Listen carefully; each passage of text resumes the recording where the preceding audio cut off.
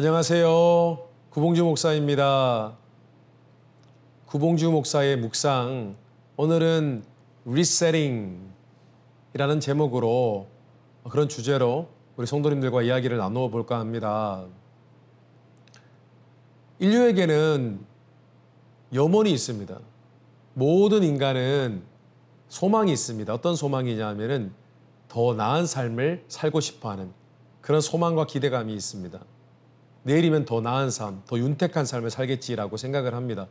그래서 그것을 위해서 우리는 노력하고 일을 합니다. 실제로 인류의 염원대로 그 소원이 이루어지긴 한 것 같습니다. 왜냐하면 지금 우리가 사는 세상은 특정한 재정적으로 어려운 그런 나라를 제외하고는 모두가 이제는 먹을 것이 없어서 고생하는 일은 거의 없습니다. 우리 미국이라는 이 나라도 한번 생각해 보면 많은 홈리스들이 살고 있습니다. 그렇지만 그분들이 굶고 있는 것은 아닙니다. 사회보장 제도가 있기 때문에, 사회복지 혜택들이 있기 때문에 홈리스 분들도 사실 본인들이 살아갈 길만 찾으면 얼마든지 혜택을 누릴 수 있는 그런 방법들이 있습니다. 그만큼 우리는 윤택한 삶을 살고 있다는 것입니다. 그런데 이상합니다. 우리가 이렇게 편리하고 여러 가지 테크놀로지로 인해서 기술이 발전되어서 편리한 세상을 살고 있습니다. 그리고 예전보다 우리가 먹고 사는 일이 더 윤택해졌습니다. 그런데 그럼에도 불구하고 왜 우리는 이렇게 더 바쁠까요? 더 바쁘고 긴장이 있고 또 우리가 생각하기에 충분히 행복하다고 느끼지 못하는 것일까요? 저는 그 이유가 두 가지라고 생각합니다. 첫째는 비교의식 때문이라고 생각을 합니다. 사회가 더 발전을 합니다. 발전을 하면 모두가 똑같이 생활 수준이 올라가고 삶이 윤택해집니다. 그러나 그 가운데서도 특별히 더 많은 것을 누리는 계층이 생깁니다. 그래서 우리는 늘 돌아보면은 우리의 삶의 질과 더 높은 수준의 질을 비교하게 됩니다. 실제로 이 세상에 많은 것들을 누리는 사람이 있고 조금 상대적으로 적게 누리는 사람들이 있습니다. 그런데 많이 누리든 적게 누리든 사실은 먹고 살 것이 있고 누울 곳이 있으면 행복한 것인데 우리는 나도 저렇게 한번 살아봐야겠다라는 그런 강박증에 시달립니다. 나는 열등한 것 같고 저만큼 누리지 못하기 때문에 나는 지금 실제적으로 가난한 삶을 살고 있다라고 착각을 하는 것입니다.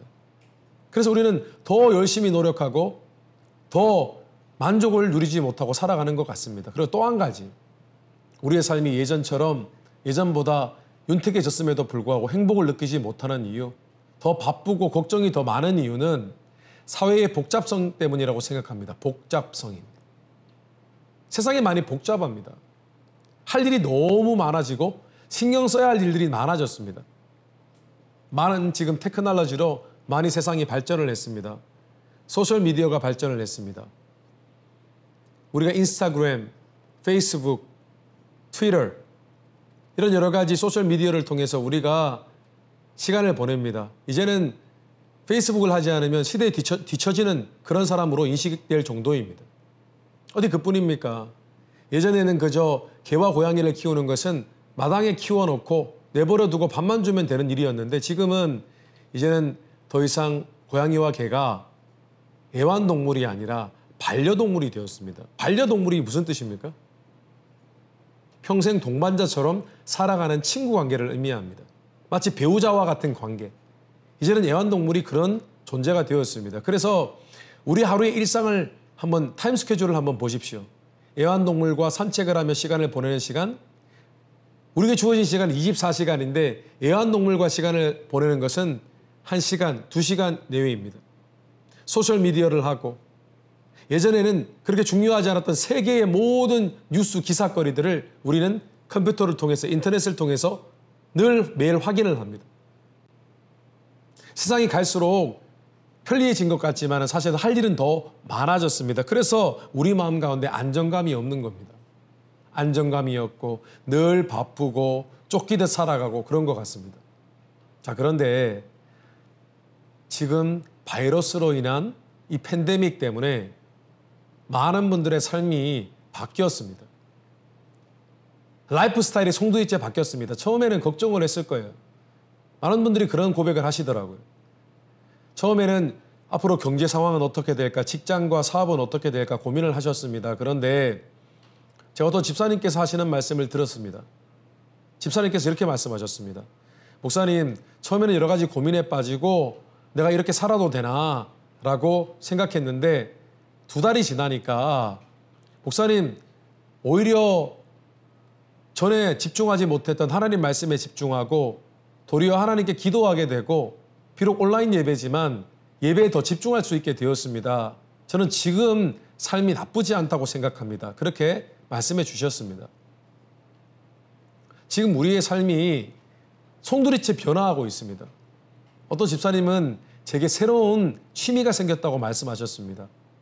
시간이 남으니까 도리어 집에서 가지고 있던 여러 가지 공구를 통해서 가구를 만들고 있다고 합니다. 놀랍지 않습니까?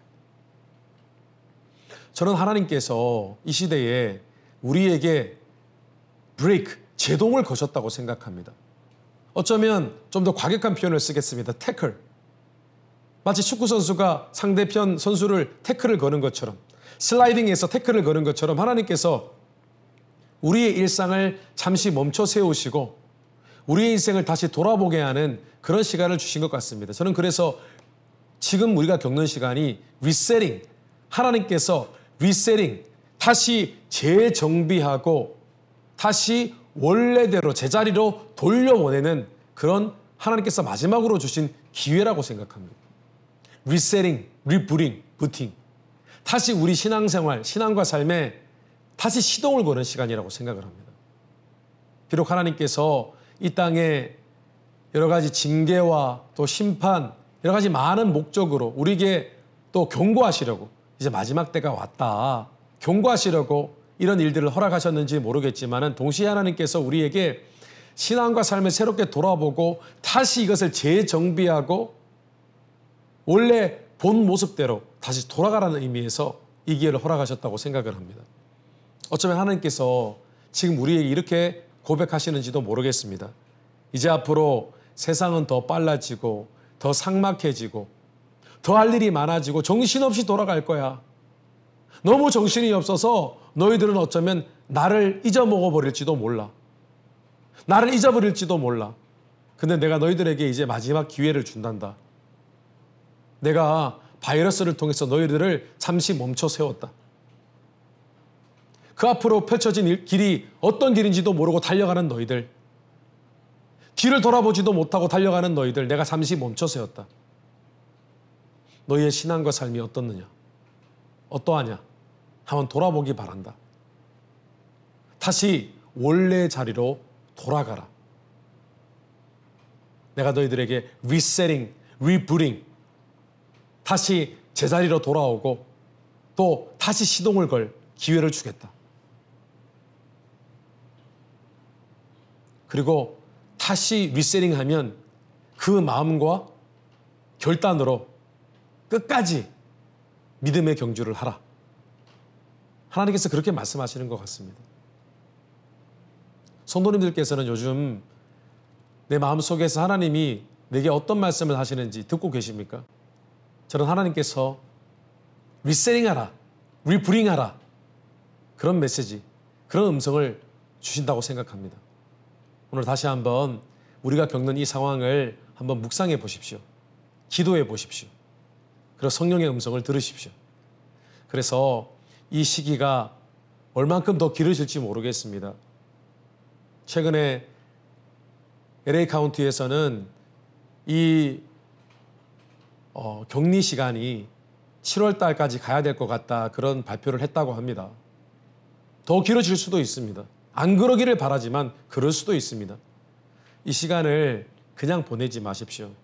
성도님들의 타임 스케줄 가운데 내가 정말 하나님 앞에 충분한 시간을 드리고 있는지, 다른 것에 너무 바쁘지 않았는지, 이것도 해야 되고 저것도 해야 되고 다 하다가 결국은 하나님을 놓친 것은 아닌지, 이 기회를 리세팅, 리브링하는 시간, 그런 계기로 삼게 되시기를 주님의 이름으로 축원합니다. 하나님께서 우리에게 주신 마지막 기회입니다. 오늘은 여기까지 하고 마치겠습니다. 감사합니다.